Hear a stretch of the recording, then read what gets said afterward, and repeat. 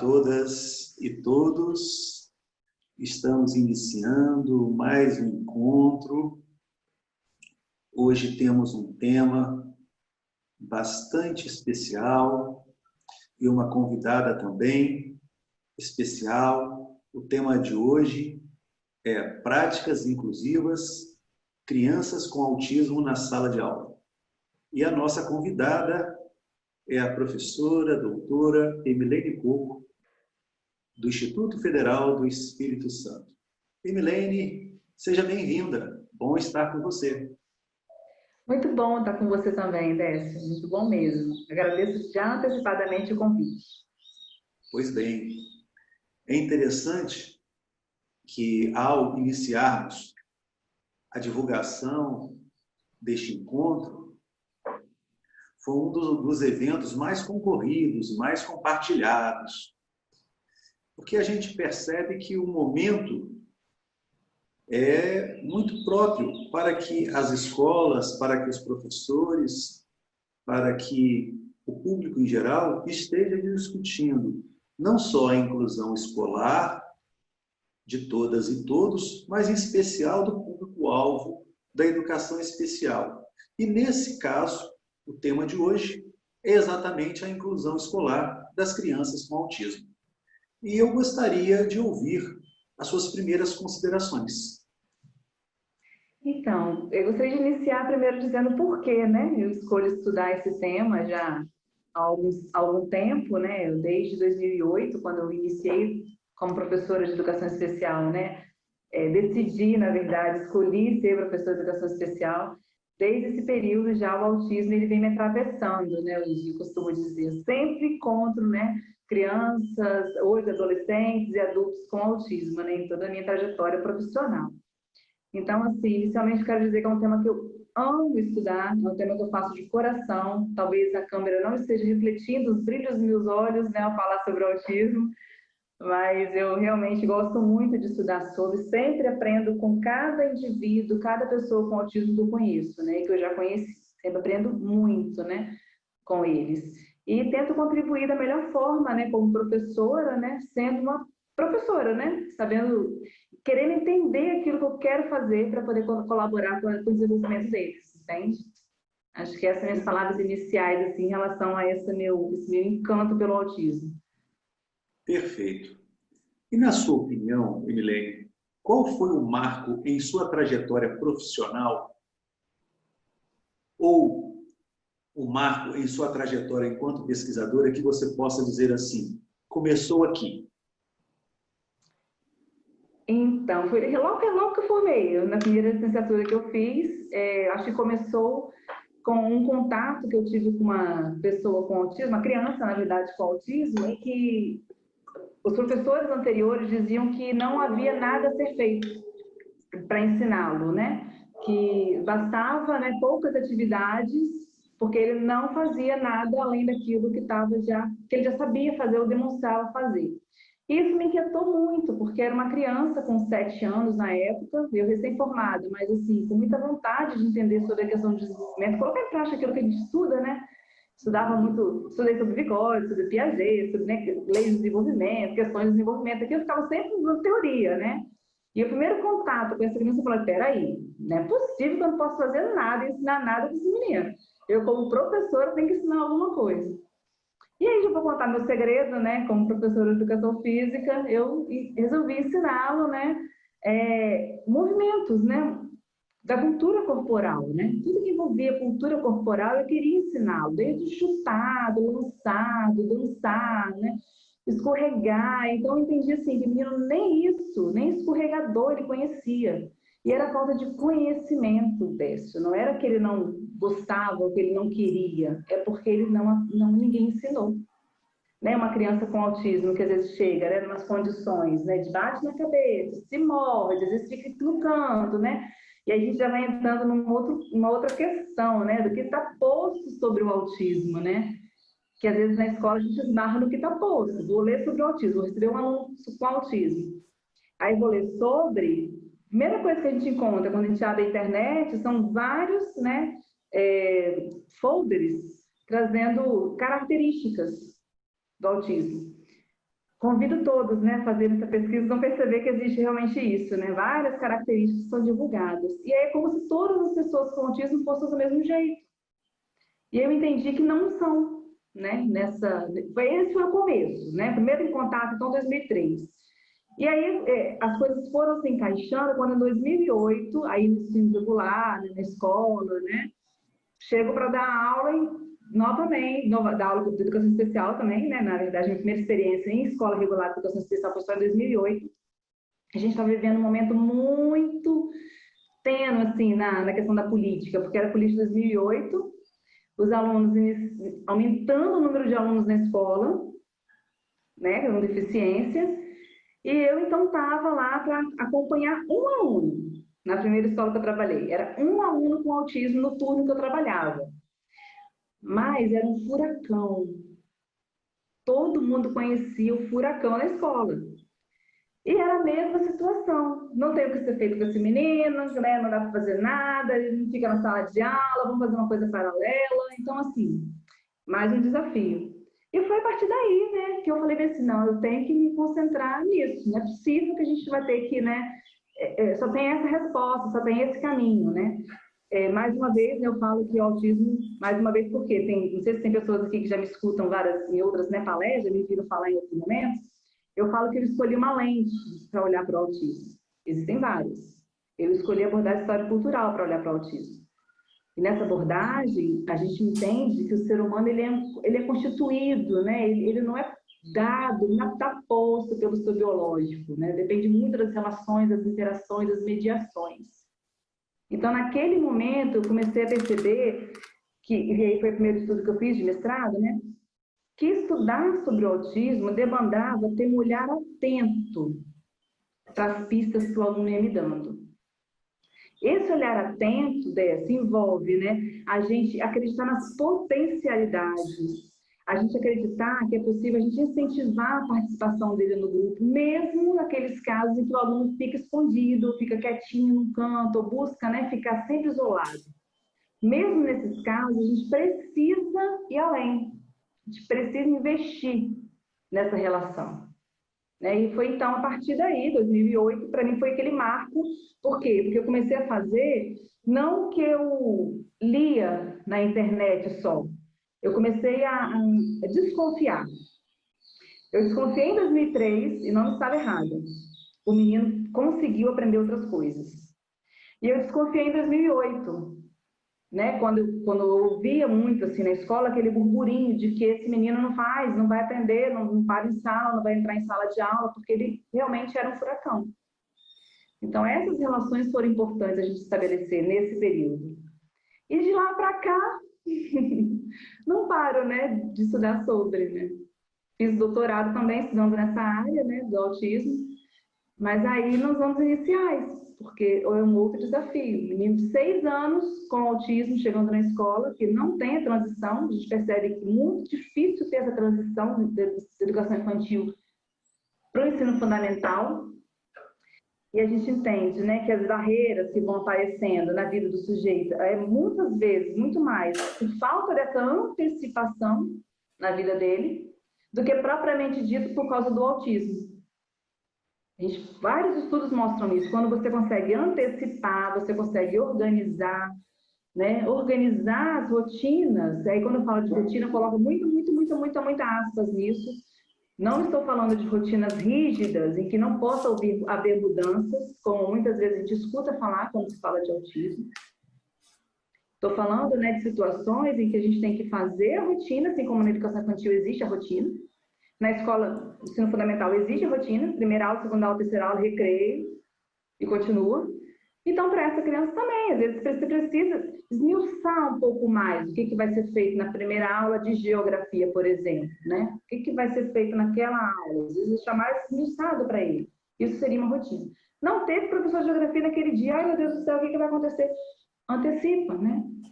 Minimamente conseguir antecipar isso, né? E uma outra coisa que sempre me chama também a atenção, quando eu falo sobre essas questões, né, do aluno na sala de aula, é que ali é o lugar dele. A gente não está, né? A educação não é um favor, não é um momento de socialização. A escola não é, né, só para o aluno estar ali estar junto com os outros, né, alunos. Não, a escola tem a sua função, né, de ensinar, de passar, sabe, aqueles conteúdos que realmente, efetivamente, a gente precisa ensinar para os alunos, porque a escola é para isso, né? E antes que alguém fale bem assim, né, mas isso aí é muito tradicional a gente pensar assim, que a escola tem que passar conteúdo, né? É muito tradicional. Mas não é nesse sentido que eu estou dizendo, né? O que eu estou dizendo é que, às vezes, o que pode acontecer em uma sala, já aconteceu em muitas salas que eu passei como professora, né? De educação especial, e era professora, fazia a parte colaborativa. Todos os alunos, e aí nos anos iniciais, isso é batata, todos os alunos fazendo uma atividade voltada para, por exemplo, questões de alfabetização. E o aluno com autismo, muitas vezes, no canto da sala, com uma atividade paralela, ou com um brinquedo, ou com um jogo, totalmente descontextualizado daquilo que o resto da turma está fazendo. Aí eu te pergunto, não preciso responder agora não. Se a gente tem um aluno de 6 anos com autismo, os outros também têm 6 anos, vocês acham, né? Você acha que eles não gostariam também de estar jogando? De estar com o seu brinquedo na sala de aula? Né? De estar fazendo uma outra atividade, como um livro, por exemplo, de leitura, de literatura? Acredito que sim, né? Criança quer brincar, quer estar juntos, né, com os outros. Então, muitas vezes, as práticas pedagógicas, quando a gente fala essas práticas pedagógicas lá, elas não estão voltadas para isso. Para você usar esse lúdico, essa infância ainda, sabe? Esse momento ainda que a criança ainda curte o brincar e dá altas ideias com brincar. Não usa. Infelizmente, muitas salas colocam o menino um atrás do outro, copiando do quadro, com 6 anos. E espera que o menino com autismo também faça isso. Sente atrás do outro, na última fileira, e copia do quadro. E aí, quando não faz, o que acontece? Põe na culpa do aluno, né? Põe, na verdade, na conta do autismo, né? O autismo fica aquela conta cheia, carregada, porque aí é o autismo que explica, e ele não é.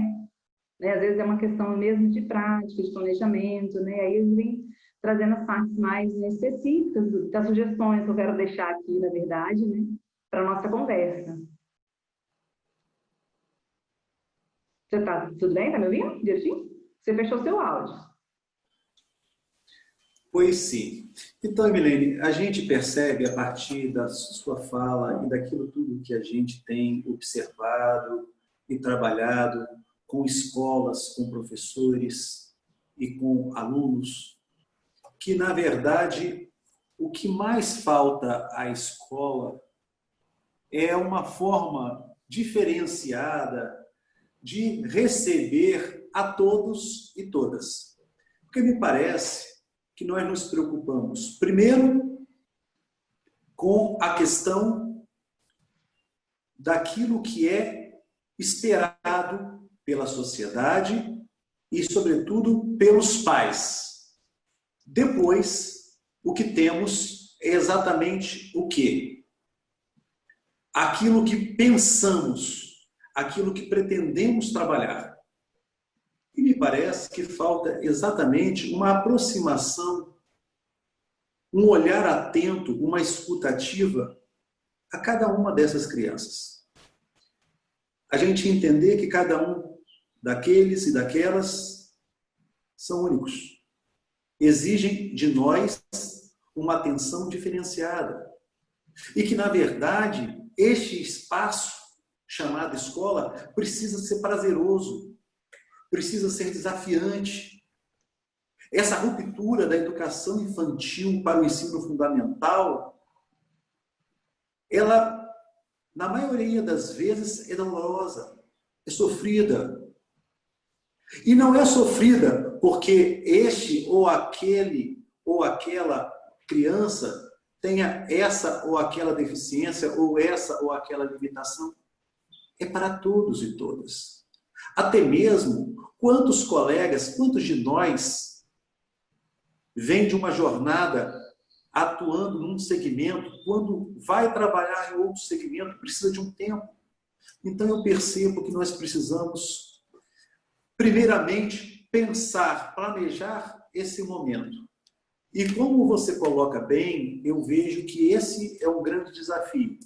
Primeiro que a gente, em certas Em certos momentos, a gente olha para o laudo, olha para a lei, e em qual momento nós olhamos para o nosso planejamento? Então, eu penso, Emilene, que isso que você traz fala muito e tem muito a nos desafiar e muitas questões a nos trazer a partir dessas provocações que você faz aí, e penso que é realmente preciso, e é preciso compreender também quando você coloca acerca dos comportamentos. Todas nós somos pessoas, em algum momento, mais ansiosas, mais agitadas, mais silenciosas. Então, eu penso que isso é importante. Isso mesmo, concordo com você, Décio. Então, esse planejamento, né, é o pontapé inicial, o ponto de partida mesmo. Se eu sou professora de uma turma, vou voltar no primeiro ano, tá, gente? Vou precisar muito tempo fazer do primeiro ano aqui, porque a gente até quer divulgar depois o trabalho que foi feito, né? Mas sou professora do primeiro ano. E não sei o que eu vou ensinar para a turma, né? Às vezes pode acontecer isso, né? Eu estou iniciando a carreira, N motivos, né? Iniciando a carreira, não que quem está iniciando a carreira não sabe o que vai trabalhar, mas enfim, às vezes isso é falta de experiência em si, né? Se eu não sei para onde eu vou, o que eu quero com a minha turma, gente, quem que vai saber? Então, o professor ele tem que estar claro para ele o que eu quero ensinar para essa turma, o que eu quero ensinar para esse aluno. Porque quando a gente tem isso muito claro para a gente, que nós somos nossos objetivos de ensino, né? Quando a gente vai traçar lá no começo, eu falo isso porque no ensino fundamental, por onde eu já passei, às vezes os professores não tinham muita clareza em relação a isso, pegavam matérias, né, de outros professores para poder fazer na turma dele, sem às vezes fazer nem uma diagnose do aluno, sabe? Sem conhecer os alunos. E aí eu estou falando dos problemas gerais, né? Um desafio geral, assim, na turma. Mas eu vou trazer o foco para o autismo, tá? Quando esse professor tá meio que não sabe para onde seguir com a turma, ele depara com o autismo, é meio que o chão abre. Eu já vi várias vezes isso acontecer. O chão parece que abre. O professor fala assim, não sei o que fazer. Não estudei para isso. Não estou preparado. E aí são vários não. Não, o menino não aprende. O menino não sei como ensinar. Então, são vários não na vida desse professor. Então, você imagina a angústia que fica na escola esse professor. Então, eu não quero dizer aqui, gente, que não existem os desafios em relação ao que é biológico do aluno. Existe. Existe desafio. Até separei 4 que eu vou falar para vocês. Olha só. Peculiaridades em relacionamento com as outras pessoas. Ele é uma criança, né, uma criança com autismo, que não sabe, às vezes, ter esse feeling de como chegar no outro. O outro chega nele, ele não aceita, não quer, recusa o toque. Mas isso não significa que ele sempre vai ser assim. Por que eu falo isso? Porque várias vezes, eu volto a dizer, trabalhando com alunos com autismo que não aceitavam o toque, passaram a aceitar, que não se respondiam quando as crianças chamavam, vão brincar, que passaram a ir com as outras crianças. Então, essa questão é um desafio, mas é um desafio inicial. A gente não pode congelar nossa prática pedagógica a partir desse momento, desse aluno que não aceita o toque, por exemplo. Aí, o outro processo é reconhecimento do significado de ser aluno, com tempos, espaços, atividades, rotinas escolares, tudo mais. Para uma criança de 6 anos, isso não pode ser muito fácil, às vezes. Ele está acostumado com qual ambiente? Lembra que eu falo? Transição? Lá do CEMEI, lá do Educação Infantil. O CEMEI, que a gente aqui usa CEMEI, tá? Deve ter gente aí de outras regiões que tem outros nomes, né? Mas Centro Municipal de Educação Infantil, por exemplo. Então, ele não sabe ainda o que significa ser aluno, sentar um atrás do outro com 6 anos de idade. Tempo de 50 minutos de aula. Ele ainda não sabe isso, nada disso. Assim como nenhum outro aluno. O aluno com autismo também não vai saber, né, o que é isso. Então, isso é uma constituição. Então, ele pode demorar um pouquinho a mais para compreender esses tempos, espaços, atividades, um pouco a mais do que os outros alunos. Ele demanda, talvez, esse tempo a mais. Todos. Estou generalizando aqui, toda criança com autismo de 6 anos vai demorar mais a compreender o tempo? Não. A gente precisa realmente compreender que essa questão é uma questão individual. Não é pela característica, mas que pode acontecer, né? Característica pelo autismo em si. Aí, o terceiro ponto que eu separei para dizer para vocês a questão dos desafios, né? A forma, a maneira como ele participa da atividade, às vezes sem atenção suficiente para poder compreender, iniciar e terminar a atividade. Então, quem tem que chamar o tempo todo a atenção, quem tem que o tempo todo estar envolvendo, muitas vezes, falo o tempo todo, mas muitas vezes, é o professor. Porque esse mesmo professor pode se utilizar dos alunos em atividades em duplas, atividades em grupos, e aí a dupla do aluno com autismo não ser só a pessoa de apoio que está na sala de aula quando tem. Quer dizer, é isso que a gente vê. Quem é a dupla? É a pessoa que está com ele. A gente aqui, né, em Vitória, usa estagiário, por exemplo. Na série usa estagiário, por exemplo. Então, não ser só essa pessoa, o adulto, par dele, mas os seus pares, crianças. Né? E você vai envolvendo nessa relação. Muitas vezes, essa relação, o tempo que ele fica na atividade é o tempo do olhar para a atividade. Então, uma atividade em grupo, né? E o aluno com autismo reclamando naquela agonia, aquela angústia de estar ali. E aí ele olha para a atividade que o menino está fazendo. Esse olhar, gente, já é participativo. É a participação inicial dele com esse olhar. E a gente não pode descartar e falar que ele não quer, ele não fez, ele não participa de nada. Então, a gente tem que ir evoluindo isso, né? Ir mediando essas situações. Como que a gente vai lidar com uma situação de um aluno do grupo, um aluno que, às vezes, não aceita estar naquele grupo, inicialmente? É usar o meio, um a um, em dupla primeiro. Vamos tentar em dupla? É usar a pessoa que ele tem, a afinidade, que ele tem, já criou esse vínculo, né? Que a gente precisa desse vínculo também. É importante ter esse vínculo, né, com os alunos com autismo. Então, a pessoa tem um vínculo com ele, não necessariamente uma só. Tem um vínculo com esse aluno. Então, essa pessoa está naquele grupo e, temporariamente, ela sai do grupo. Ele fica sozinho com um grupo menor. Né? E é claro que de olho no peixe, de olho no gato, né? A gente fica de olho no que está acontecendo. Então, faz parte da mediação esse movimento na sala de aula. Esse movimento de troca, esse movimento de participação. E isso, essa forma de participação do aluno é individual, cada um vai ter um jeito, né, de participar. Às vezes com um olhar, como eu disse, outras vezes você precisa iniciar a atividade, aí pegar mesmo um lápis e colorir. 6 anos, uma atividade colorida. Vamos fazer uma atividade de colorir com um aluno com autismo, que não quer pegar no lápis, que no CMEI não pegava no lápis, tinha gastura, não pegava no lápis. Então, você começa devagar esse processo, você vai junto, você pega na mão, não pode, é proibido pegar na mão, é pecado. Não é, gente. Pega na mão, deixa ele pegar na sua mão, ele não aceita toque, menino. Inicialmente, talvez não, mas se você colocar a sua mão em cima dele, mostrando o que você quer que ele faça, talvez ele comece a fazer. Então, existe esse movimento de igual que você falava disso, né? De fazer fazer com, mostrar como que é, fazer para ele, não fazer por ele. O que seria fazer por ele? É você propor uma atividade para a família ver que está bonito, fazer e falar com ele que fez. Isso não é legal. Então, deixa ele fazer do jeito dele, naquele momento, daquele jeito, e registra. Essa é uma parte importante. Registra na atividade como que foi feito. Foi feito com quem? Foi feito em dupla? Foi feito sozinho? Foi incentivado? Né? O professor falou qual caminho que ele tinha que seguir para realizar a atividade. Então, assim, são situações diferentes que a gente vai vivenciando na sala de aula e que a gente vai avançando em relação à participação dele, dentro de um processo. Nada que eu digo para vocês aqui, gente, é estanque, faz assim que vai ser assado. Não é. E eu aprendi isso, sabe com quem? Com a Temple Grandin. Quem estuda autismo e nunca leu Temple Grandin, nunca viu o filme, não sabe quem é, procura saber. Porque eu achei fantástica a história dela quando eu li a primeira vez. Fantástica, né? Hoje ela já é uma senhora, né? Mas ela diz o seguinte, o que dá certo com uma criança, as crianças com autismo não são iguais, ela fala isso. Ela não usa como autismo, né? Mas ela fala, crianças autistas não são iguais. O que dá certo com uma pode não dar certo com outra. E realmente é assim.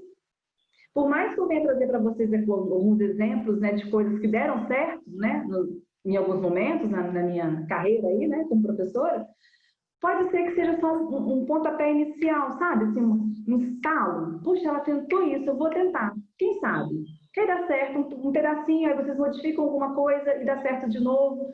E aí vai dando certo com as crianças que a gente está acompanhando. E esse vai dando certo, gente, significa que a gente entra no quarto ponto que eu separei de falar para falar no desafio, né? Que é a maneira diferente de se comunicar. Então, se não tem a fala, né, a linguagem articulada, fala articulada, a linguagem não, a fala articulada, que outro caminho, que outra estratégia a gente poderia criar, construir com essa criança também, para se comunicar com ela? Então, não fala, ponto e acabou? Muitas vezes eu tinha que fazer a pergunta e fazer a resposta. Então, às vezes, a criança não tem nenhum problema assim, auditivo, não tem nada, tudo preservado.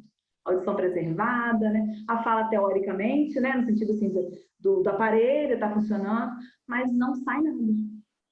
E aí, falar que ela não vai falar, que não quer falar, é muito simples, é muito simplório, porque às vezes ela não vai usar a fala como uma forma de se comunicar, mas vai usar a mordida, vai usar o tapa.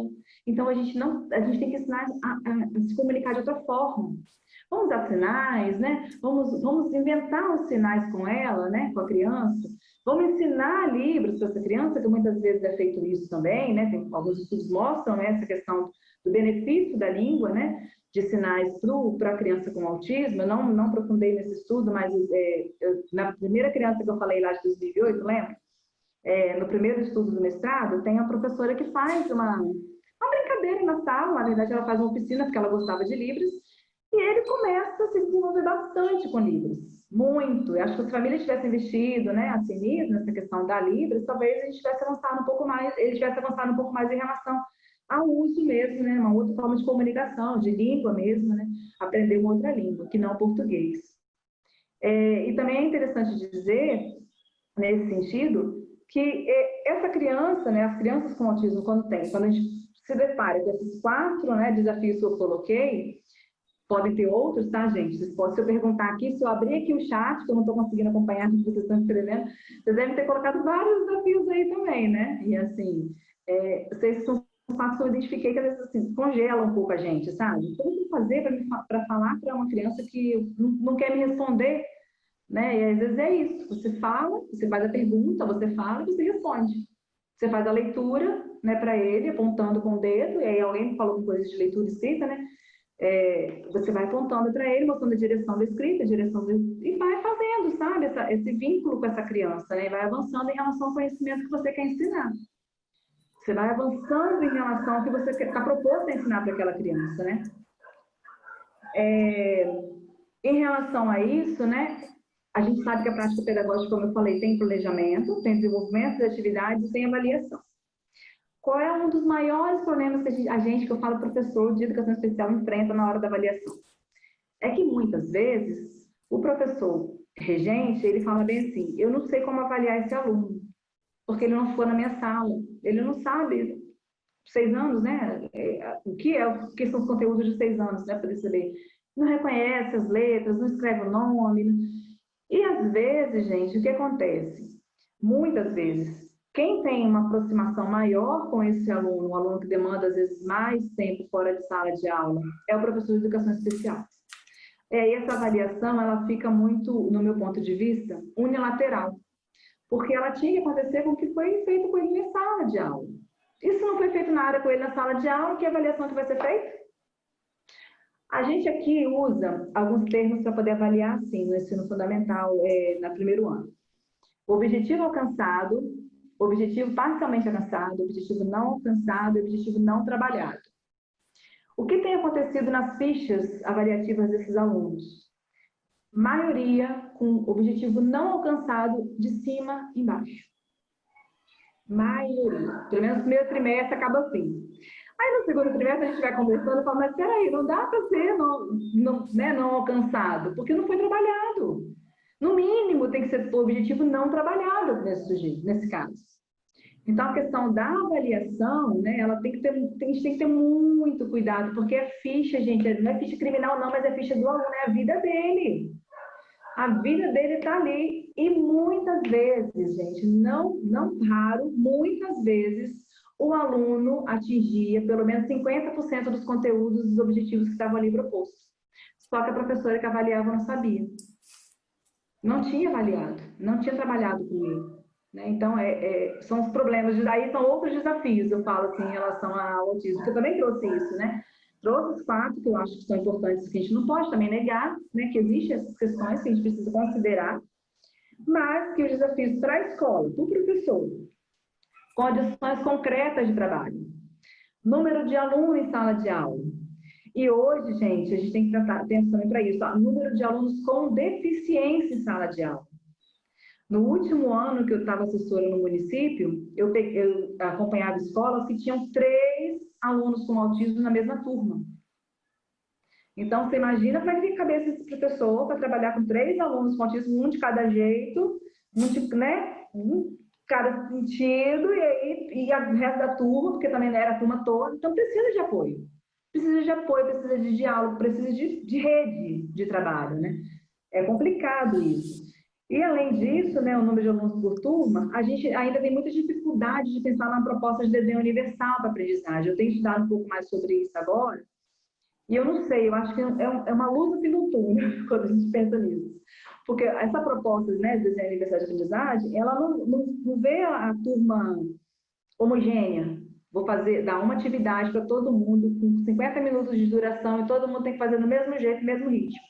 Está acabando o tempo, hein, gente? Tem que entregar. Então, assim, você não pensa nisso, você pensa em outras formas, né? Você pega o que o aluno traz e mastiga aquilo, né? O que o aluno traz. O que ele conhece, mas não para no que ele conhece. Avança, propõe outros desafios, né? Os interesses, considera outras coisas, que aí é outra live, tá, gente? Para a gente falar sobre desenho universal. Porque eu também estou estudando ainda, né? Não seria a pessoa mais indicada para falar sobre. Mas eu acho que é um caminho para a gente pensar, sabe? Para trabalhar com esses sujeitos na escola, né? Agora, Emilene, me parece que penso que talvez, quando falamos de inclusão escolar de pessoas com deficiência ou inclusão escolar de pessoas público-alvo da educação especial, estamos oportunizando a escola de rever toda uma trajetória de equívocos. Porque me parece que quando falamos de avaliação para alunos com pessoas com deficiência, às vezes nos esquecemos que o problema da avaliação é para todas e todos. A escola e nós, professores, temos uma dificuldade muito grande em avaliar, porque avaliamos apenas do método tradicional. Quando nos propomos a avaliar, retomamos aquela velha fórmula. Uma outra questão que é fundamental é em relação ao planejamento. E, se eu não me engano, há minutos atrás, eu acho que foi a Dulce, que colocou o seguinte: não adianta, se o aluno não levar as tarefas para casa, a família vem em cima. Ora, quem é o especialista? É você ou a família? Então, quer dizer, eu penso que talvez nós, profissionais da educação, nós, professores, precisamos repensar a nossa identidade. Repensar a forma que estamos trabalhando. Porque, percebam bem, se eu permito com que a opinião pública, a família, diga o que eu, professor, tenho que fazer, o que eu, escola, tenho que fazer, nós vamos ficar loucos e nós não vamos atender ninguém. Então, penso que quando você fala de uma aprendizagem que esteja ancorada no desenho universal, pensamos logo numa escola que parta de um desenho universal. E que, para pensar uma escola na perspectiva de um desenho universal, uma escola numa perspectiva de educação para todos e todas, precisamos repensar toda a escola. Desde a sua estrutura, a sua essência, a seus objetivos. Porque quando a gente pois é, o que Júnior está colocando aqui também, não existe número de alunos com deficiência para a sala. Realmente é difícil. É difícil. 3, 4, 5, 6. Mas me parece que existe uma questão que a gente precisa também considerar o lado dessa família. Às vezes, as escolas que têm essa quantidade de alunos são escolas que estão num caminho de acertar. As famílias correm para aquela escola como no âmbito da saúde, correm para o único posto de saúde que funciona. Então, quer dizer, eu penso que é preciso, sim, quer dizer, como você colocou e alguns colegas colocaram aqui, não existe receita, mas penso que a gente precisa começar a sacudir. E sacudir e pensar diferente dá trabalho. Vai dar trabalho. Vai dar trabalho. Principalmente quando a gente condiciona algumas coisas. Só é possível se eu tiver um professor mediador, só é possível se eu tiver um professor de apoio, só é possível se eu tiver uma sala de recursos multifuncional pronta. A gente está sempre atribuindo aquilo que está distante. Não quero dizer que não ajude. Ajuda. Às vezes você tem tudo isso e não funciona. Por que não funciona? Porque o indivíduo não quer. Quando eu digo indivíduo, eu digo gestor, eu digo professor, eu digo pai, a mãe. Entende? Agora, eu penso que a resposta, quando fala de inclusão, eu quero dizer, e aí eu digo como pessoa com deficiência, as respostas estão à nossa frente. As respostas são as crianças. É preciso, como diz o Júnior, assumir responsabilidade, que não é uma coisa fácil, mas que não adianta fazer isso tudo sem estudar. É preciso estudar.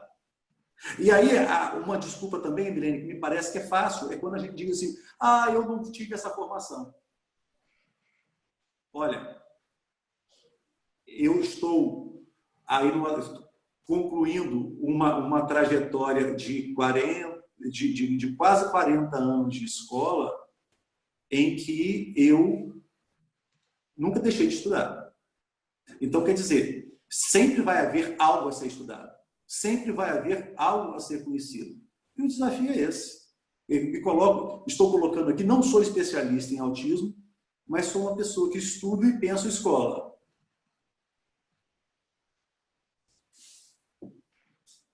É muito importante que você coloca, Décio, porque você traz também as questões que eu levantei, pontuei, em relação a esses desafios, que às vezes viram desculpas, e a gente, graças a Deus, já avançou em relação aqui não é lugar desse menino. Eu escuto isso ainda, mas assim, muito menos do que antigamente, em relação a direitos. Mas o direito à educação, ele não para na matrícula, Não para ali na hora que você matricula o aluno, é na hora que você está lá com o aluno em sala de aula. É ali que vai acontecer efetivamente, a permanência e o ensino ali, E é isso que a gente tem lutado, pelo menos eu tenho lutado nos últimos anos, para isso, sabe? Para superar esses mitos que existem em relação ao autismo.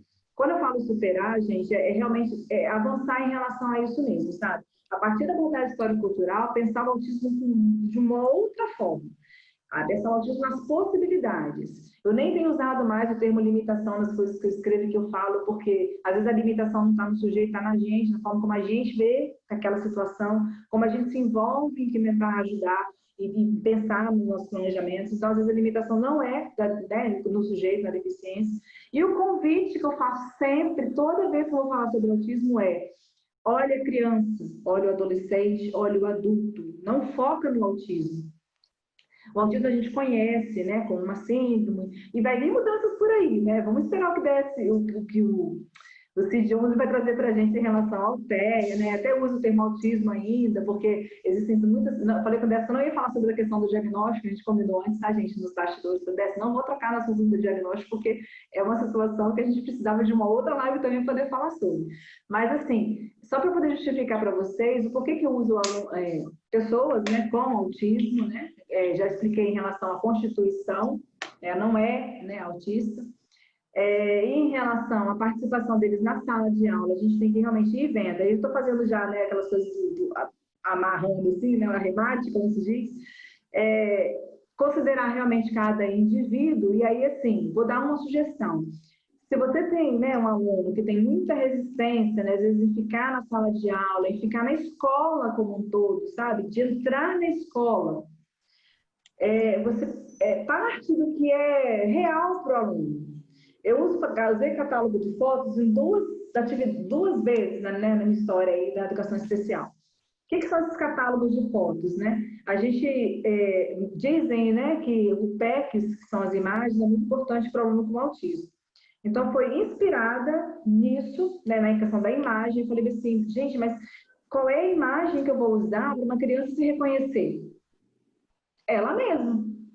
Então, a gente começou a fazer catálogo de fotos com a própria criança em diferentes atividades. Primeiro, a gente simulava, né, gente? Então, pegava um livro, botava perto dela, e aí aquela foto inventada, sabe? Mentirosa, porque às vezes a gente estava lá desesperado, não queria estar perto do livro, mas a gente botava lá uma atividade de escrita, por exemplo, tirava foto dele. E aquilo a gente ia mostrando para ele, no decorrer do tempo dele de escola, né? Na semana dele, no dia dele mesmo, qual era a atividade que a gente esperava que ele fizesse, junto com os outros, né? Mostrava os outros na turma fazendo atividade de escrita, por exemplo, e pegava o catálogo de fotos com ele naquela foto e mostrava, é essa atividade que eu quero que você faça. E assim, isso, gente, ajuda muito as crianças a se reconhecerem, a se perceberem e começarem a participar dessa atividade. E às vezes é assim, devagar, né? Você mostra foto, você pega atividade, você inicia atividade, a criança só olha. Eu já falei para vocês a questão do olhar, que é importante. Numa segunda, terceira, quarta tentativa, porque precisa persistência, precisa paciência, precisa tudo isso para poder, né, trabalhar nessa situação, ele vai e pega no lápis que você deu para ele, agora é sua vez. No diálogo, sabe? Eu fiz, agora é sua vez. Ele vai e pega no lápis. Aponta na mesa, como se fosse assim, ensaiando participar, mas também não conclui. E aí você vai nesse processo, gente. É lento, né? É cansativo, mas ele é necessário. E é assim que você vai ajudando ele a se apropriar. Não é desistindo, não é deixando ele no balanço, não é deixando ele fora da sala, né? É ir dando, a partir desse catálogo, e dando significado, sentir aquilo que está acontecendo ao redor dele na escola. E mostrar muitas vezes, então, a educação física, vamos jogando futebol, né? Vamos lá, fulaninho, vamos jogar futebol. E combina com os aluninhos lá, a gente chama ele. Tia, ele não quer vir. Fala, vocês já chamaram? Aí eles chamaram, né? Aí eles vão lá e começam a chamar. Para jogar futebol, para pular fora, fazer coisa que a criança está fazendo. E daqui a pouco a gente vai ver onde que ele está participando junto com os outros. Nesse processo, gente, processual, idas, vindas, avanços, retrocessos, mas possibilidades, sabe? Coisas possíveis, com muitos desafios, mas sempre possíveis. E é isso que a gente quer acreditar, no que é possível, né, diante de um sujeito que às vezes fala pouco, às vezes não fala nada, mas que está ali com os outros com o seu direito de aprender, o direito de participar. Acho que esse principal recado. Eu queria que a gente saísse hoje daqui refletindo sobre isso em relação ao autismo. Sabe? Para além de dizer as características, para além de dizer o que vocês têm que ficar observando. Não, o professor não tem que ficar observando nada não, gente. O professor tem que dar aula, tem que estar lá, dando aula, observando, sim, a participação do aluno, até onde ele foi, até onde ele voltou. E não é observando, né? Buscando, porque como o Décio falou, às vezes o que vai falar para a gente que vai fazer na sala de aula é família. Muitas vezes a família vem querendo dizer o que a gente tem que fazer na nossa sala. E às vezes é a clínica que quer vir. Aí a clínica quer vir e falar assim, professor, você na sala de aula tem que agir assim, assim, assim, ensinar assim, assim, assado. E o professor vai falar, ah, verdade, né, gente? Eu vou fazer assim, porque a clínica falou que tem que ser assim. Não, gente. Professor tem que saber o que é, o que ele quer ensinar, como que ele vai ensinar e estudar para isso. Ah, não sei qual caminho. Gente, é estudar para isso, é tentar. E não é tentativa e erro, não. São propostas que a gente vai fazendo, a gente vai descobrindo formas, né, diferentes de, às vezes, lidar com essa situação, com esse aluno. Não é nem tentativa e erro, não é nada a ver com essa coisa de você condicionar o aluno a fazer uma coisa só. Quando eu falo da foto, do catálogo, não é condicionamento, não, isso que eu estou chamando. Né? Não é recurso. É um recurso que eu estou usando para levar ele a fazer aquilo. Eu não estou dizendo que toda vez ele vai fazer atividade só se eu mostrar foto. Não é isso. Depois a gente vai tirando o catálogo. A gente só fala a palavra que vai ser escrita, por exemplo, atividade escrita, com caderno, com livro, seja lá o que for, e ele já vai saber o que é. É diferente daquele condicionamento de ensinar a tomar. Outra coisa que eu falo sempre, todo lugar que eu falo. Copo vermelho. Só toma água se tiver um copo vermelho. Porque a família fala, ele não toma água em outro lugar, só nesse copo vermelho. E aí, o que a gente faz, na verdade, quando a gente não dá outra possibilidade de ele beber em outro copo, né? Não oferece outras oportunidades para ele aprender a beber em outro copo. Ele vai só reforçar que ele só conhece aquilo. Como é que ele vai demonstrar que sabe outra coisa? Como é que ele vai demonstrar que ele vai chegar, vai ter só o copo amarelo e vai pegar o copo amarelo para tomar? Sendo que só conhece o vermelho como copo. Então, às vezes, muitas vezes, a gente vai reforçando isso, vai reforçando o que a gente escuta falar do autismo e não possibilita ele avançar, crescer, desenvolver, né? A criança vai ficando cada vez menos participativa. Então, a gente tem que ter parceria, quem está falando, é o Paulo está falando, né? Parceria, mas eles não podem dizer o que nós vamos fazer na nossa sala. Em uma reunião quente, uma vez, a mamãe falou bem assim, você não sabe o que é ser mãe de uma pessoa com autismo. Você não sabe o que é ser. Por isso você está falando isso, a gente resolvendo as coisas lá. E eu falei, eu não sei realmente o que é ser mãe, mas eu sei que é ser professora. Então, na minha sala lá, no espaço que eu vou trabalhar, que a gente vai orientar, no propósito que a gente vai fazer de trabalho, quem tem que saber o que tem que fazer sou eu. Não tem que a família vir, a família colabora. Parceira, igual o Paulo colocou. Mas dizer, gente, o que vai acontecer lá no chão, na sala de aula, no chão do atendimento, do AE, ou em outro espaço educativo que é função da escola, aí não cabe. Não cabe, você tem que fazer assim. Então, professores, não aceitem isso, né? Convido novamente para o estudo, para o conhecimento, busquem esse conhecimento, esse diálogo, né? Nas regiões que vocês estão, né? Eu não sei se todo mundo daqui do Espírito Santo, mas o DEF, por exemplo, do Rio. Então, assim, busquem as pessoas que estão estudando sobre o autismo, busquem, né? Que se diz sobre o autismo, mas sempre desconfiando. Sempre desconfiando. Vamos desconfiar aí, gente, porque às vezes não tem só um caminho, né? A gente pode olhar com outra lente. Perfeito. Emilene, eu gostaria que você falasse um pouquinho também da participação da escola na educação das crianças com autismo. Que a gente também precisa deixar muito claro aqui que essa não é uma responsabilidade tão somente do professor que está lá na sala de aula com a turma inteira e também do professor que está lá na sala de recurso multifuncional. Essa é uma questão que deve mobilizar toda a escola, não é verdade? Ah, sim, muito bem lembrado, Décio. A gente, por onde, né, a gente passa, né, nos estudos, como na formação mesmo, né, na minha formação como professora, como assessora, né, e agora a gente está trabalhando no ensino técnico superior e proposta de formação de professores, então, assim, a gente sempre traz essa fala também, de que o professor, como já disse anteriormente aqui também nessa live, ele não pode estar sozinho, ele tem os apoios, ele tem o professor de educação especial, né, que está lá apoiando, quando tem, né, gente? Professor para ajudar lá no apoio, mas existem outros atores que estão envolvidos nisso. Por isso o planejamento, eu falei, eu não sei se eu falei sobre o planejamento coletivo, ele é importante, né? O que seria esse planejamento coletivo? Todos os professores estão envolvidos naquela turma, né? Eles terem esse momento de diálogo sobre, né, a turma, não só determinado aluno, mas sobre a turma, e acaba saindo, né, o aluno. E o pedagogo também, o movimento pedagogo, do diretor, do coordenador, né? E isso é muito importante, porque são essas pessoas que vão estar com esse aluno nos diferentes espaços. O que geralmente pode acontecer? O professor de educação especial, ele abraça tão a causa do que esse aluno é meu, que se o menino machuca no recreio, chama lá, professor de educação especial, que não tem nem nome, né? É professor de educação especial, ou professor AE. Chama o professor AE, que ninguém nem sabe o nome. Então, é um perigo isso, gente. É um perigo por quê? Porque esse menino, ele é da escola. Ele é de todo mundo. Quando um outro menino se machuca no recreio, quem é que dá conta disso? Não é a coordenadora? Então, a coordenadora precisa estar envolvida nisso, né? De resolver aquela questão. Tem, às vezes, se o aluno, por exemplo, vou sair do autismo, vou para o surdo, né? Se o aluno, por exemplo, é surdo, precisa do intérprete, para poder entender como é que aconteceu. Mas no caso do autismo, não necessariamente. Ela pode dar conta lá, caiu, levanta, menina, vem cá, ralou, não sei o quê, passa uma pomada, não sei o quê. Enfim, dá conta.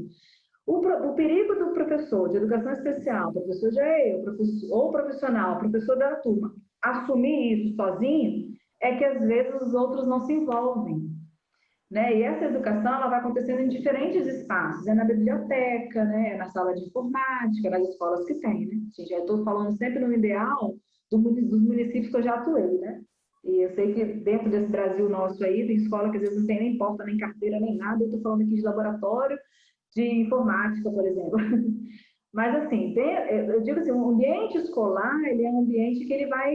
Esse menino, ele vai circular em todos os espaços dentro da escola.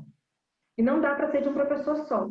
Né? Esse trabalho, realmente, ele é colaborativo, ele é participativo de todos, ele é de responsabilidade de todos, como o Décio apontou. Né? Eu não sei se consegui responder dessa pergunta, mas... Não, conseguiu sim.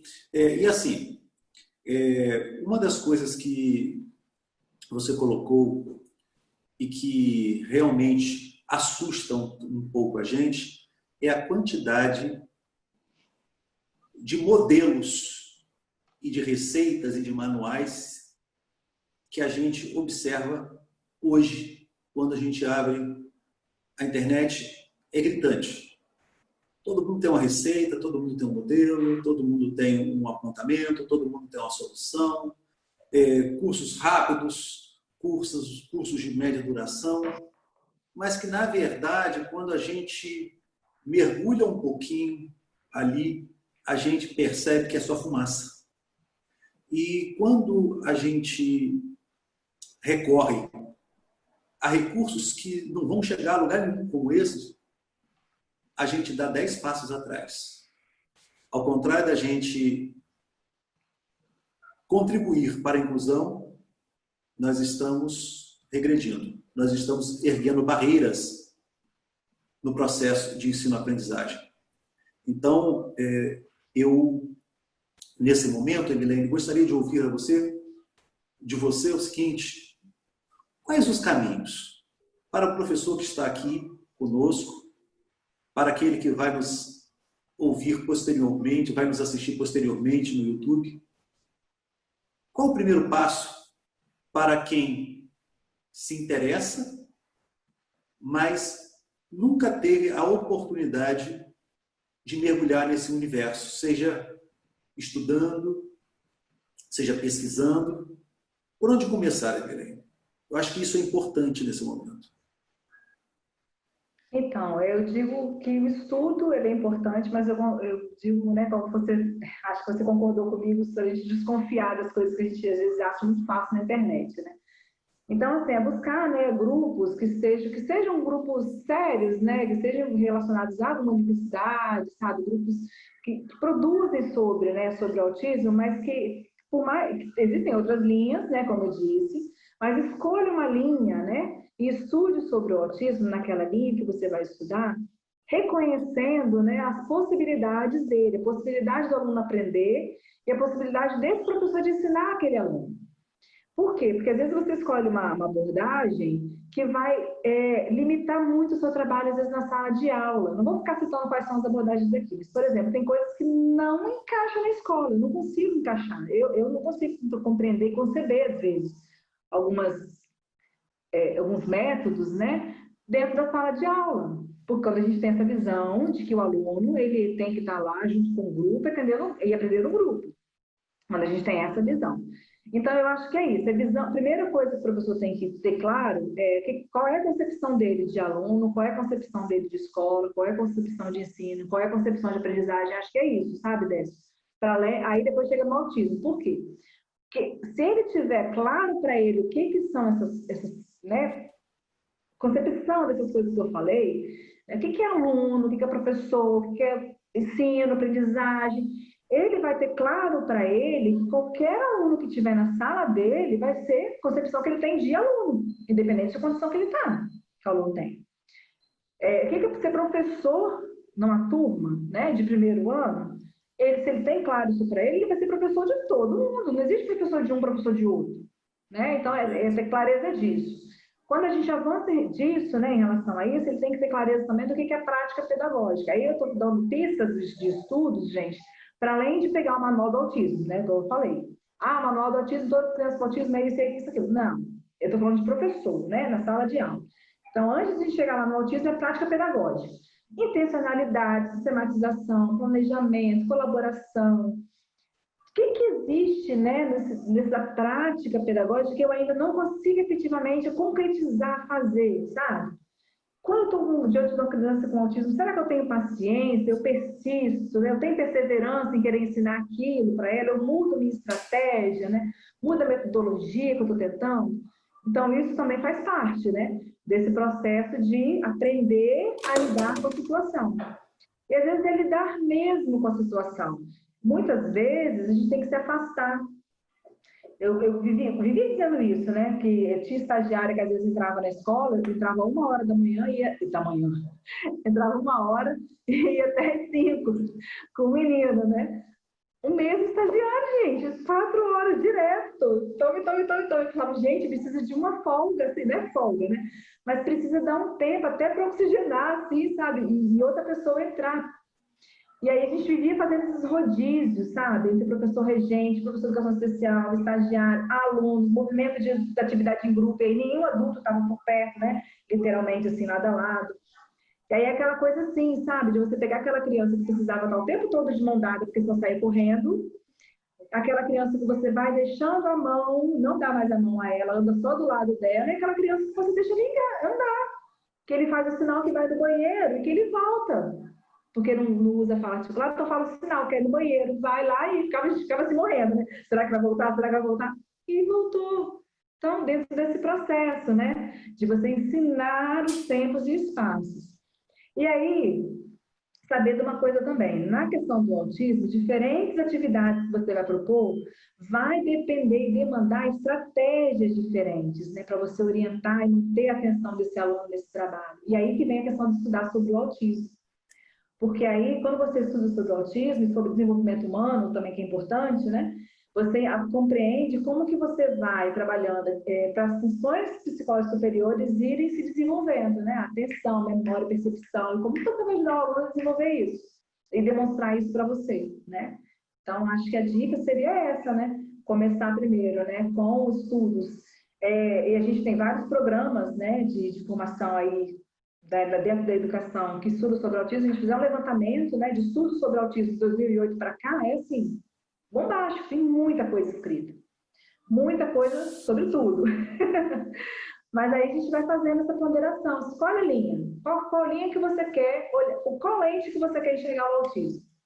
Quero ver o autismo por essa lente. Coloca essa lente e olha, lê outros trabalhos de outras pessoas que estão com essa mesma lente que você. Eu acho que é um caminho inicial, né, favorável para isso, para a gente começar o estudo, entendeu? Perfeito. Eu também acrescentaria isso, Emiliane, não sei sua opinião, a trajetória da educação especial. Porque, quer dizer, eu acho que é importante para conhecer o universo, esse universo, porque tudo isso que, vamos dizer, 90% daquilo se discute está diretamente relacionado à educação especial, e eu acho muito importante também esse olhar desse professor que pretende trabalhar não só com crianças com autismo ou crianças com deficiência, mas com todas e todos. Trabalhar com uma turma onde a diversidade é respeitada. Então, eu acho que é importante também a gente também lançar esse olhar para a trajetória da educação especial. E agora, Emiliane, antes da gente abrir para a discussão aí e responder algumas perguntas, eu gostaria que você falasse um pouquinho do seu trabalho, do seu livro, que tem aí, que lançamos no final do ano passado, não pede, e de lá para cá tem feito aí, tem colaborado para o melhoramento das práticas de colegas docentes. Uhum. Então, gente, o livro é esse, super indico para leitura. Muita coisa que eu falei aqui hoje nessa live, né? Foi baseado quando eu falo do primeiro ano, por quê? Porque alunos são ativos do primeiro ano do ensino fundamental, né? E aí a gente discute nesse livro os movimentos de construção das práticas pedagógicas. E aí eu faço, né, um breve histórico, como o Décio falou, né, sobre a questão da contextualização mesmo da educação especial, mais especificamente em relação ao autismo, né? Sobre os estudos que se tem recentes sobre o autismo. E depois eu chego, então, na sala de aula, na escola, né? Uma escola muito potente, uma escola que tinha 3 alunos com autismo no primeiro ano, não estavam todos na mesma turma. E aí a gente foi vendo os movimentos que existiam na escola, né? O que estava acontecendo na escola em relação à entrada da matrícula desses alunos e como que a gente poderia contribuir para construir novas, se fosse necessário, né, novas práticas, né? E foram necessários, né? Porque em alguns momentos a gente precisou realmente estar lá, né? E seguimos uma pesquisação, então a gente acaba vendo, né, essa necessidade da transformação que a pesquisação ela traz, esse, né, pressuposto. E a gente foi então acompanhando, né, essa trajetória durante um ano aí, de como que foi esse primeiro ano desses alunos. Não vou contar muita coisa não, porque eu tenho vontade de ler o livro, tá bom, gente? Mas está um livro bem legal, assim, né? É um livro que traz uma pesquisa muito gostosa, assim, muito bom fazer essa pesquisa, que eu fiz no município que eu moro hoje, né? Que é o município de Serra, e é um município que não tinha estudos, na verdade, né? No primeiro ano com crianças com autismo. E a gente contribuiu, né, de certa forma, no município para trabalhar, né, essa questão. Eu ia levar o livro lá na CEDU, mas por causa da pandemia eu não consegui nem entregar ainda o livro para o pessoal lá da CEDU. Mas ainda quero, né, dei o retorno para o município em relação a uma formação, mas quero fazer esse diálogo novamente, né, com os professores. E estou chamando, né, a gente vai trabalhando, vai fazendo, né, vai fazer esse movimento. Mas o que fica, até separei uma frase assim, para poder dizer para vocês, né? O que eu busquei nesse estudo, né? Eu não busquei só, né, eu busquei um rumo que me ajudasse a compreender, sabe? Quais eram os movimentos necessários. E aí eu uso o termo caminhos alternativos de Vygotsky, né? Tem vários conceitos aqui, né, em relação à abordagem histórico-cultural, que é interessante para quem está estudando a área, né? Mas aí fui buscando os rumos, mas não era só para descrever o que estava acontecendo lá, os desafios lá da escola. Não era para isso, né, que eu estava lá, não. Para sair descrevendo, né, o que não estava acontecendo. Mas era para buscar contribuir para uma prática que realmente pudesse envolver todos os alunos. E como que isso é possível no primeiro ano, gente? Isso é muito possível no primeiro ano. Então, convido vocês a fazer a leitura do livro, tá bom? E tem meu contato, né? Vocês me acham fácil também aí nas redes sociais. Se tiverem alguma, né, contribuição a fazer, né, alguma dúvida para a gente poder conversar, estou sempre disposta, né, a conversar, a dialogar sobre isso. Se for sobre autismo, já falei que meu olho brilha. Perfeito. Mas calma aí que você não vai embora não, porque a gente vai tentar responder algumas provocações aqui dos colegas que estão nos assistindo aqui e que estão nos assistindo também lá no Facebook. Eu vou pedir à Ana Laura que disponibilize aí o link para aquelas pessoas que quiserem conhecer o livro mais de perto. E a gente já está aí recebendo as provocações de vocês, as questões de vocês, os encaminhamentos de vocês. Agora é com vocês.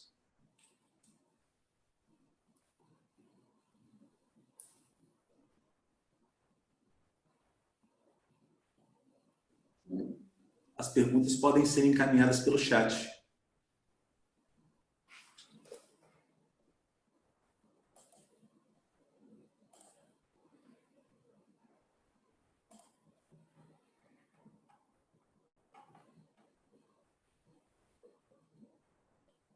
As perguntas que foram sendo encaminhadas lá no Face serão encaminhadas para nós aqui, Milene, no privado, viu? Ah, ok.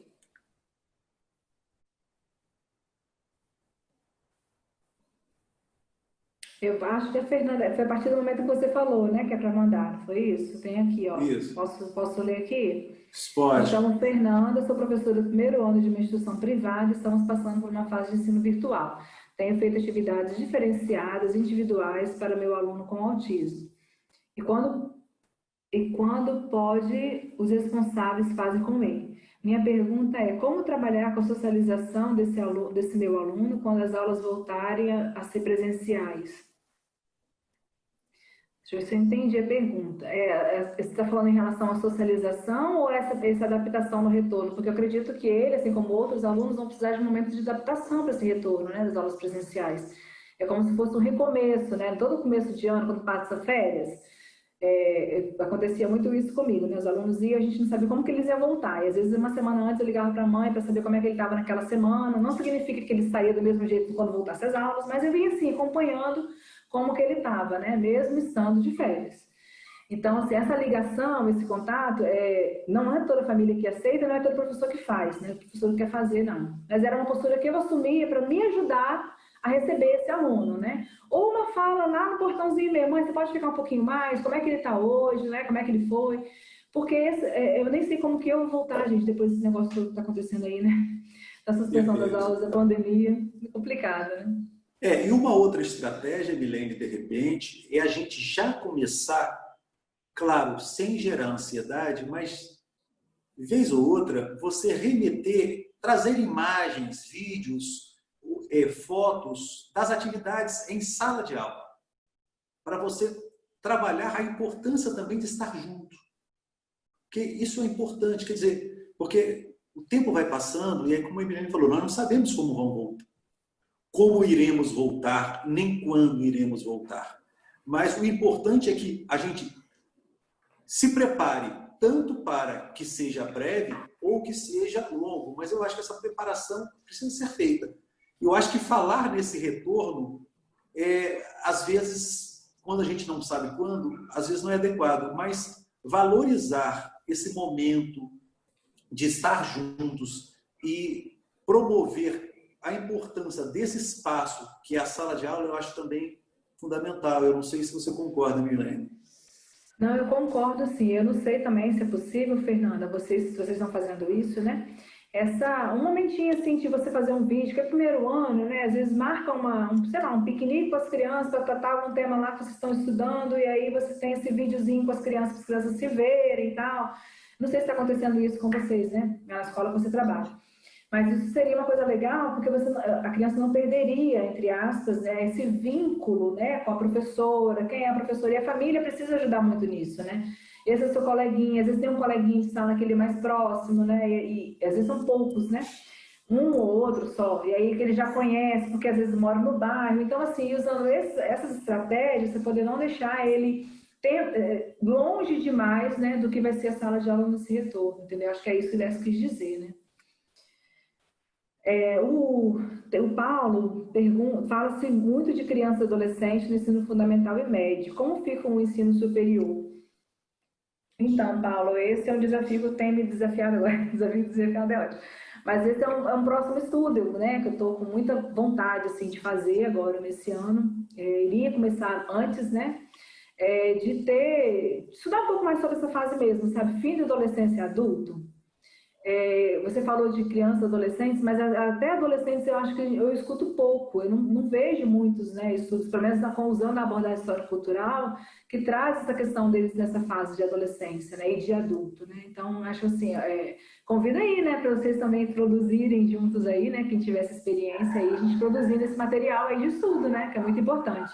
Acho essencial, porque eles estão no curso superior agora, eles estão no ensino médio, coisa que eles não estavam, né? Em 2008, gente, como eu disse, era um aluno para a escola toda.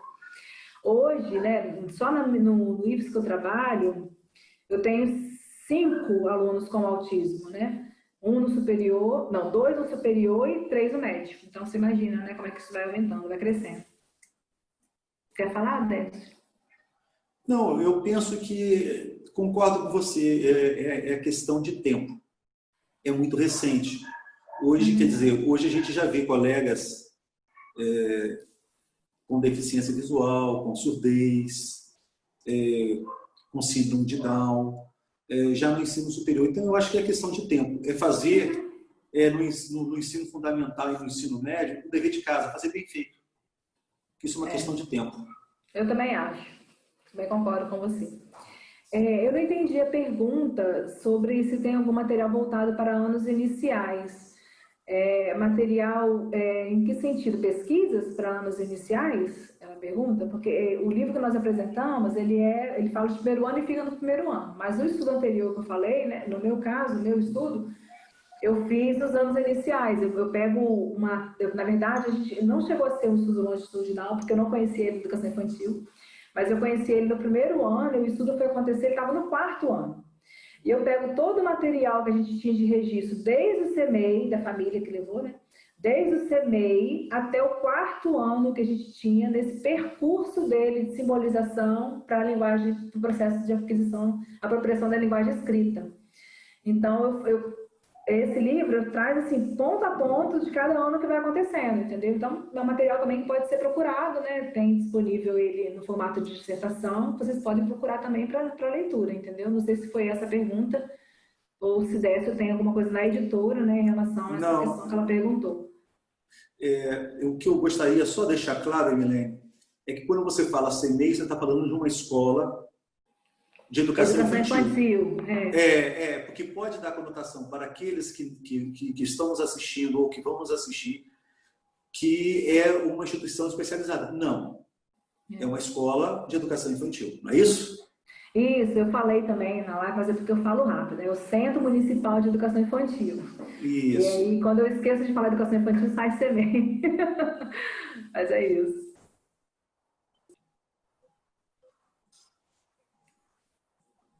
Temos mais alguém?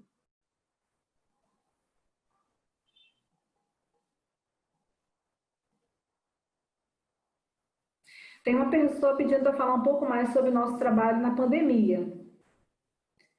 Aí você quer falar alguma coisa? Olha, eu quero dizer o seguinte. Primeiro, que estamos todos atravessando a mesma tempestade. E por que estamos todos atravessando uma tempestade? A mesma tempestade? Porque estamos todos, assim, buscando apoio mútuo. Porque, na verdade, é desafiante para todas e todos. Existem aqueles que estão aguardando a tempestade passar, que eu acredito ser a estratégia mais adequada. Existem outros que, e em especial aqueles que trabalham na rede privada, que estão, desde o início, atravessando a tempestade, fazendo o quase o impossível. E falando de atravessar essa tempestade, atravessar essa pandemia, é deixar muita gente para trás. A experiência que a gente tem de colegas, docentes, que já iniciaram as atividades, ou que as atividades não foram interrompidas, é que a maior parte está ficando de fora. E, em especial, as pessoas público-alvo da educação especial. Eu penso que, mais uma vez, a aprendizagem e a participação está sendo esquecida. Está sendo colocada em terceiro plano. Porque, na verdade, em primeiro lugar, deveríamos estar preocupados com o bem-estar de todas e todos. Estar em casa para crianças e adolescentes deveria ser uma oportunidade de estar bem, de estarem protegidas, mas me parece que esse período de uma educação remota forçada tem tornado estar em casa algo não muito agradável. E falo isso a partir da experiência que, enquanto docente, enquanto profissional, vivencio. Porque, na verdade, nós não temos mais essa facilidade de diferenciar o que é estar em casa e o que é estar no trabalho. Aquela máxima que problema de casa, a gente deixa em casa e trabalha no exterior, eu nunca acreditei nisso. Mas, na verdade, nós estamos tendo dificuldade de estar em casa. Do tão precioso tempo livre. Não tempo livre para ficar à toa, que também é importante, mas estar em casa e ter tempo livre para sermos nós mesmos. Estarmos com aqueles que amamos, fazendo aquilo que queremos e gostamos. Então, me parece que estamos perdendo uma excelente oportunidade de estarmos juntos e bem, nos preparando para esse recomeço. Que muitos dizem, mas serão 4, 5 meses preciosos. Mas, pois bem, me parece que não estamos sabendo aproveitar esse período. Então, quer dizer, não tem respostas. Eu só posso dizer aquilo que eu não acredito, que é numa educação remota, que me parece que é tudo menos educação. Não sei se você concorda, Milene, nem se os colegas que estão nos assistindo concordam, mas é dessa forma que eu penso. É bem complicado, bem complicado mesmo na situação que nós estamos vivendo hoje, né? Como a gente percebe, a gente até comentou que não ia tocar nesse assunto da pandemia, porque, gente, realmente, cada um, a gente está se reinventando, quando a pessoa usa isso, né? Ah, você tem que se reinventar para dar conta, né? Outras coisas. Não é só nesse sentido, né? Tem pessoas adoecendo, né? Tem alunos que estão adoecendo, tem professores que estão adoecendo por causa dessa pressão desse trabalho, né? Remoto, não, né? Atividades não presenciais. E essa situação é uma situação que eu não sei como é que vai se reverter. Então, assim, como que nós vamos sair dessa pandemia? Quando? Como? São perguntas que a gente realmente não sabe responder, né? Não tem respostas ainda. O que a gente sabe é que sequelas vão ter. A gente sabe já que vão ter sequelas, né? Sequelas para as famílias, para os alunos, para os professores, para todo mundo, né?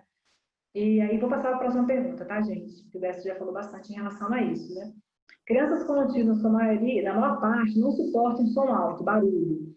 O que você sugere para que ele participe de eventos na escola? Então, para as crianças que não suportam, têm sensibilidade ao som, dependendo da idade, né, é muito complicado. Por quê? Porque, como eu disse para vocês, às vezes ele é criado numa família que, como ele tem essa resistência, né, sensibilidade ao som, não oportuniza ele vivenciar em lugares barulhentos, vamos colocar assim. Então, para ele começar a aceitar o ambiente da escola, que é o lugar que ele quer estar, porque tem balão, porque tem churrasquinhos, né, vou botar as festas que tem assim, né, tem comida, né, tem brincadeiras, para ele quer estar ali, mas para ele conseguir vencer isso, né, essa sensibilidade que ele tem com o som, precisa muito do apoio da família.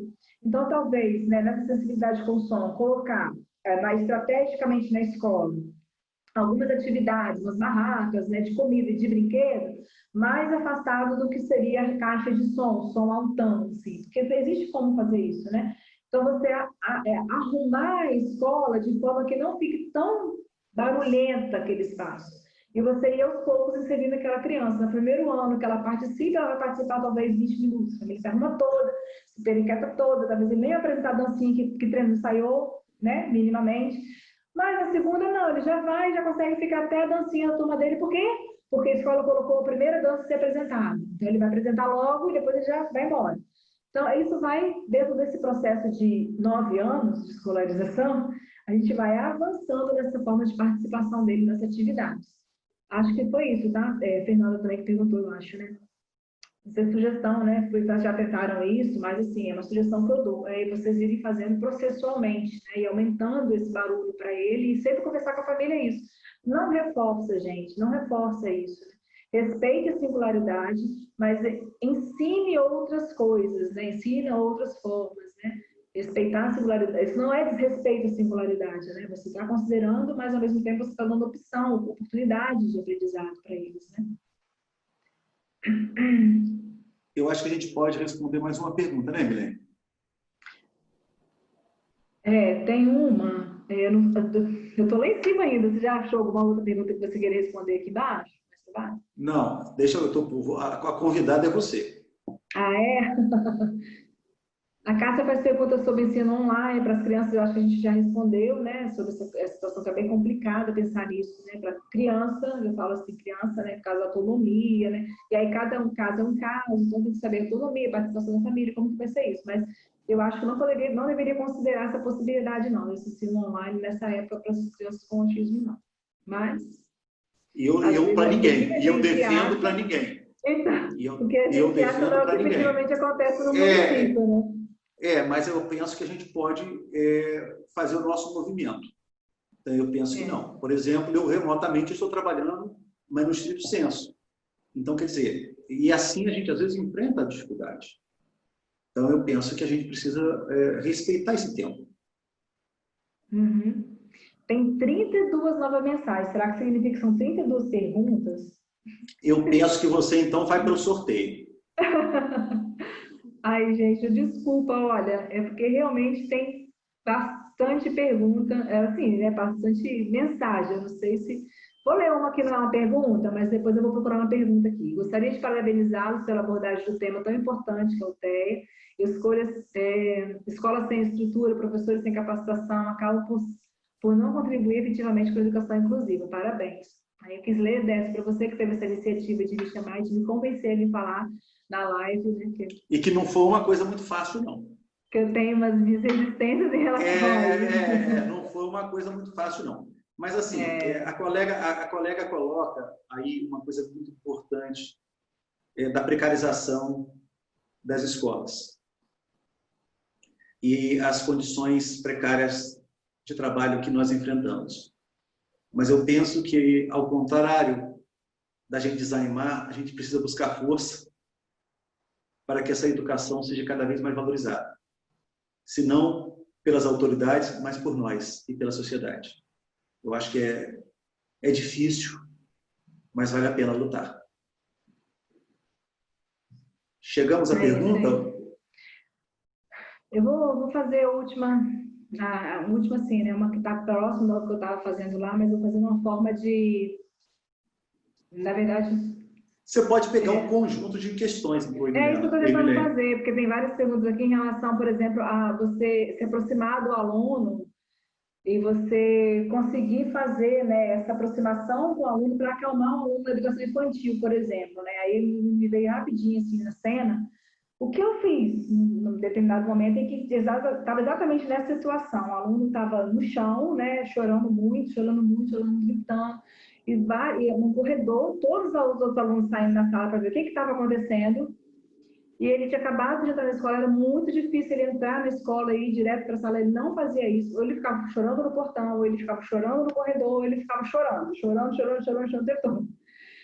E aí, nesse dia, eu estava me preparando, era na pesquisa, eu estava me preparando para conversar com a pedagoga, e eu ouvi os gritos, né, dele chorando. Quando eu chego lá, estava todo mundo olhando para ele, ele ia no chão, esperneando, chorando, e se batendo mesmo no chão.